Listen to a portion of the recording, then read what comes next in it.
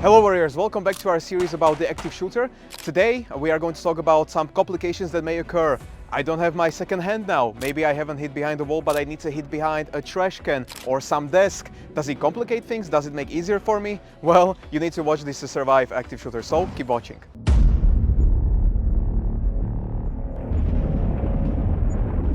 We already showed you the variations where your dominant hand will be the one that's striking. But for example, you didn't have the time and you needed to just hide, and now your right hand will be the one that's going to grab the weapon. What does it change? Well, you have three options here. Either you will stick to our old rules, which is going to be grab and strike. Keep in mind that now your non-dominant hand will be striking, so it's going to be a lot less powerful, but still, if you need in the heat of the moment, it's still a good option. So the second option that you have is that you are going to switch the hands while striking. And switch. It's going to be a little bit in a cross position, but in this instant, if you really want to hit hard, you will probably have to switch hand. It's a very good option. And the third and final one, because you have your dominant hand in front, you can disarm a little bit easier than before. So those are all three options that you can use. You just need to pick the best one. Which one is? The ones that you train the most. So the one that you pick, train that as much as you can. We'll now use the obstacles to hide. We'll have a different video that will show you how to directly hide behind some objects. But for right now, we will apply the same old rules. So we are going to stay as close to it as we can. Nothing can peek from the corner, so it can't be your finger, shoulder, or your knee. You will have to be hidden as much as you can. Here the position changes a little bit, so the disarming will look a little bit different, but it's still very similar. If you have the time, you can pick either you want your right hand or left hand to be forward, but if you don't have the choice, just pick the cover that you can. Your other leg will be used something like a spring. That will get you to the action and to the gun as close and as fast as you can. Second hand will be the grabbing hand. The best way to train this, because different problems, different trainings. For right now, you would have to do something like get out of the gym and change the playground a little bit.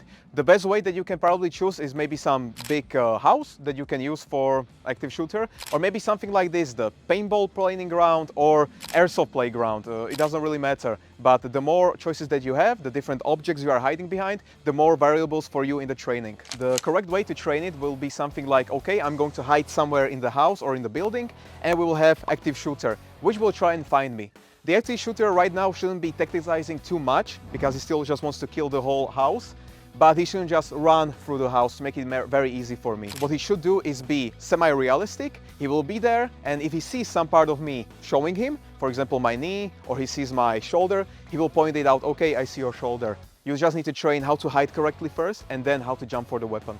To remember that you shouldn't show something to the attacker would be something like an airsoft or a paintball gun, because what is better teacher than pain? Probably nothing. So in this case, the active shooter will get something like an airsoft gun, and if he sees your shoulder peeking, he will not tell you, but shoot you to it. So the next time you will have a much bigger attention to hiding. Then of course you need to level it up a little bit. So at first, just if he doesn't see you, go for the gun, let it go. This is just the first phase of the training. The second, you can add a little bit more resistance, but still not take his head off when he doesn't have helmet. This will be the final and the third phase, when you put the helmets on and you will go a little bit more realistic. Use some guns later that are going to leave some paint on you. So this will program you to, even if I get hit, I still need to attack. The training doesn't just stop.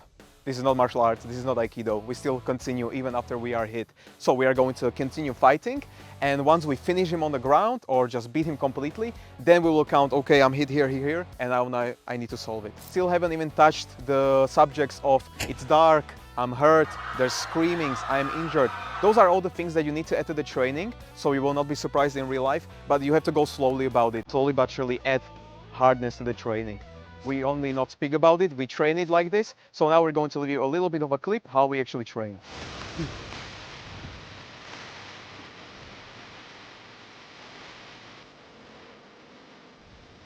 Hello.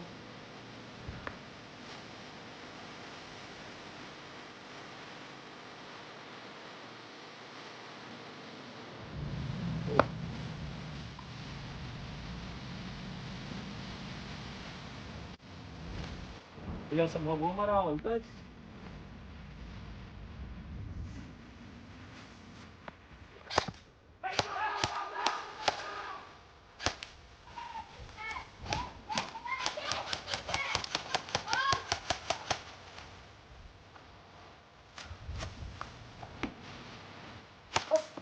Mũi vỏ.